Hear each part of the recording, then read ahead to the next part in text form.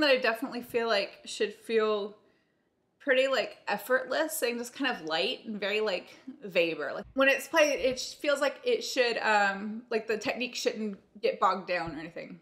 So I want to make sure that the technique never feels like it's weighing things down. Like it's almost like effortless, you know, right from the beginning.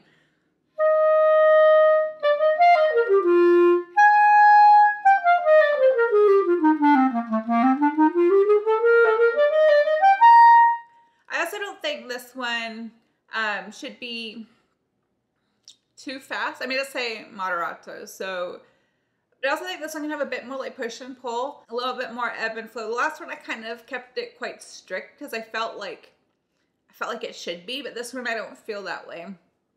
Also for me, just for my own practice, when I'm working on the other one, those articulation differences, I feel like practicing it quite strict is good for me to make sure I put them in the right place at the right time. So let me just go through the beginning and I'll kind of do it in chunks.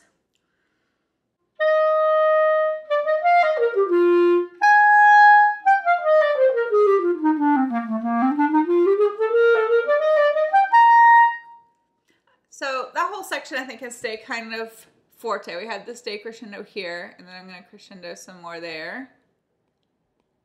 And then here, I guess about the same.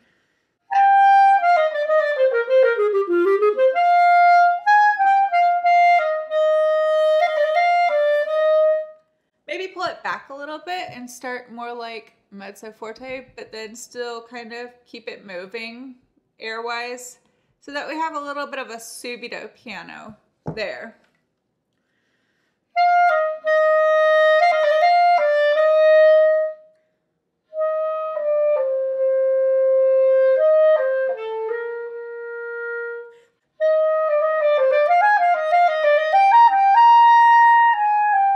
But a little bit of like up and down, the alligator mouths, whoops, like my younger students say. Crocodile teeth, alligator mouth. I feel like I've heard all those before.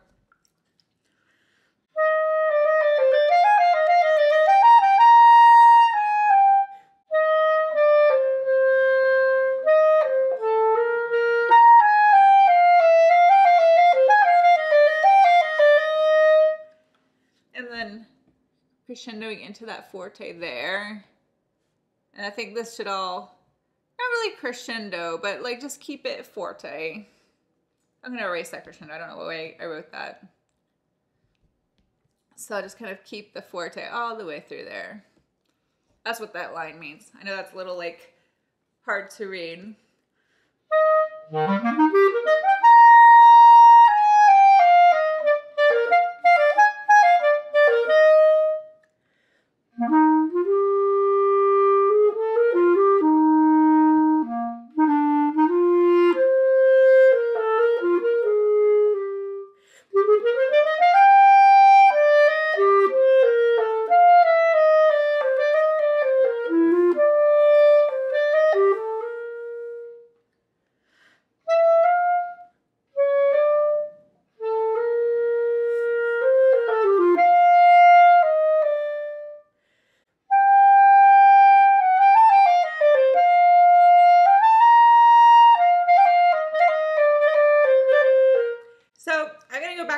But I want to talk about these grace notes. To me, they almost look like they should just be the kind that turn into just straight sixteenths.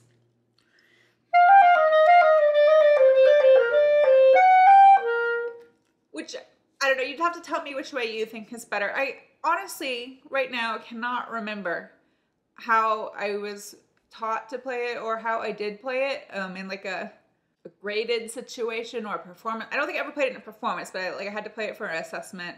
Both feel like they could work, so I don't know. So I don't know. Maybe I'll do a little research and come back to that later with an answer.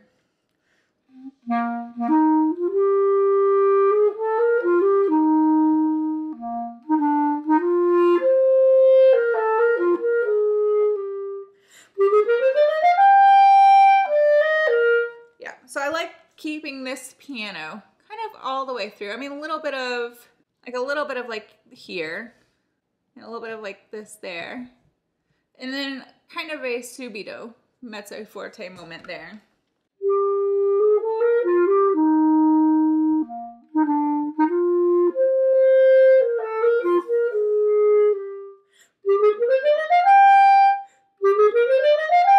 But I don't want to rush, so I want to like feel like I'm holding this back just a hair so that it's right in time, but maybe with a little tiny bit of pulling back. Not much at all, just enough to make it feel like it's not rushing ahead.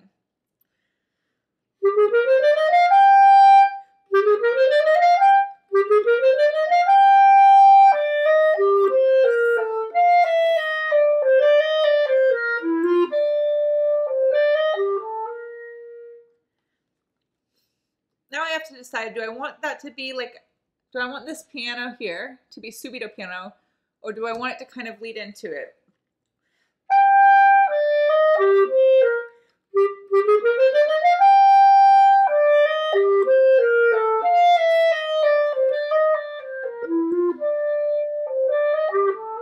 I don't think I want it to be a subito piano. I think I want this to kind of, this little descending line to decrescendo down. I think that's what I like.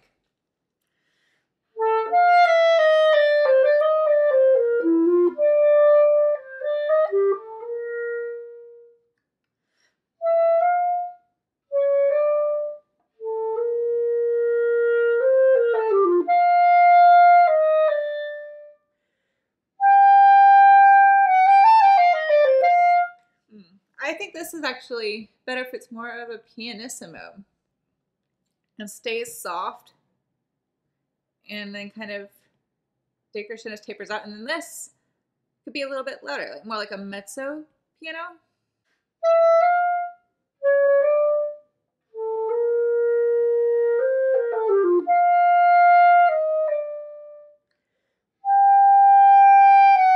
I didn't really do that any louder.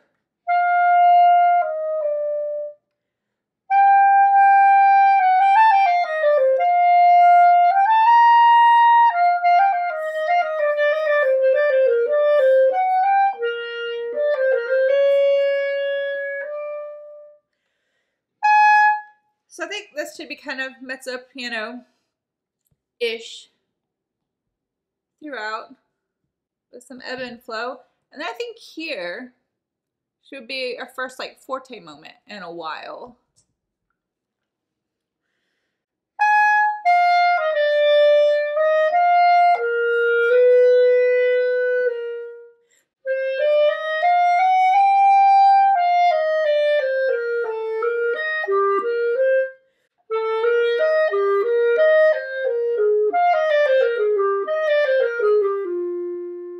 And this should all kind of start to gradually decrescendo down. And then this is a bit quieter, being at mezzo forte instead.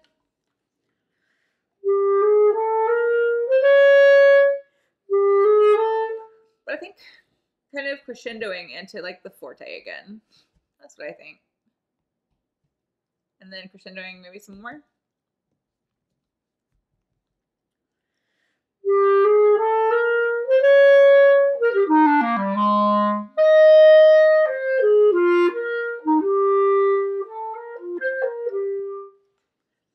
And for me, I feel like this should decrescendo. It should finish out kind of like mezzo piano-ish here. Before the end.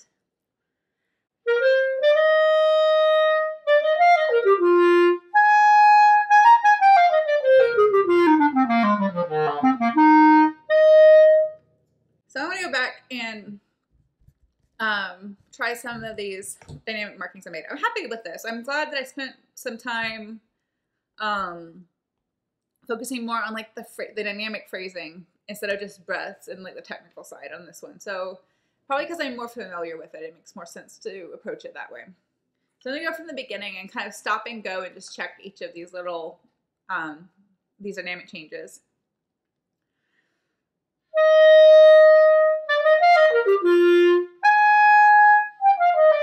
I don't like that decrescendo there. I'm gonna redo this. I'm gonna cross that out, do a little decrescendo there. I like this is one where I really kind of like to follow like what the line itself is doing. So let's do that instead.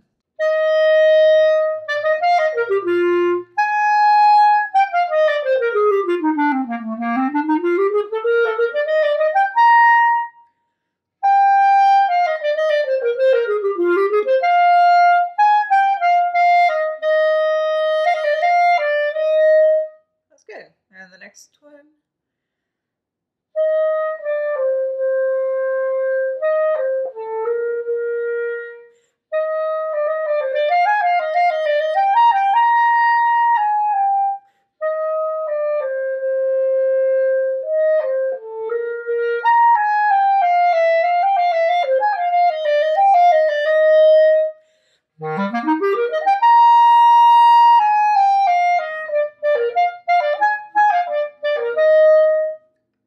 That's good.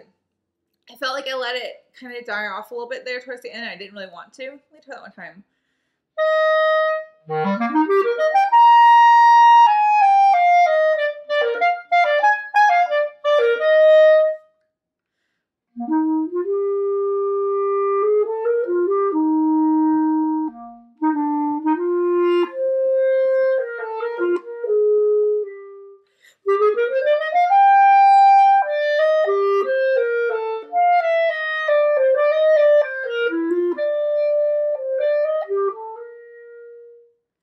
Yeah, so that was good. Let's see if I can do this much softer.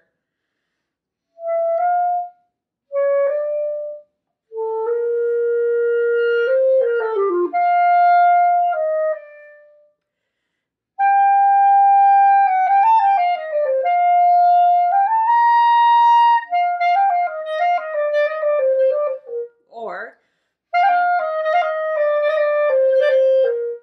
I don't know, give me your opinion if you're watching. Tell me, which version do you like better?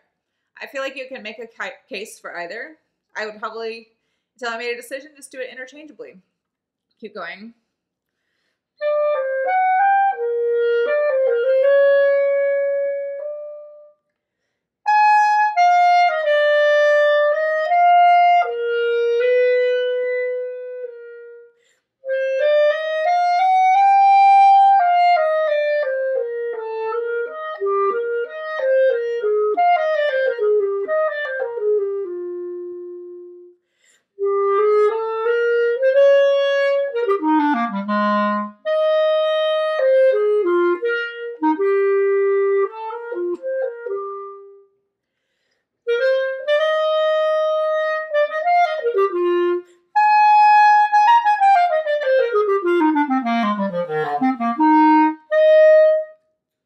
Yeah, I think I like that. I mean, it could be more dramatic. I always err on the side of doing not too little in terms of phrasing or dynamics, but not getting outside of my head and making the contrast more noticeable to whoever's listening.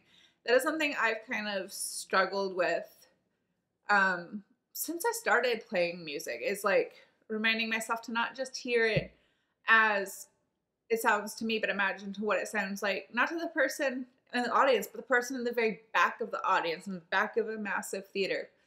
I could always do more contrast, but I think as a starting point, I like what I've put in there. All right, so I'm gonna do my final playthrough and then call it a day.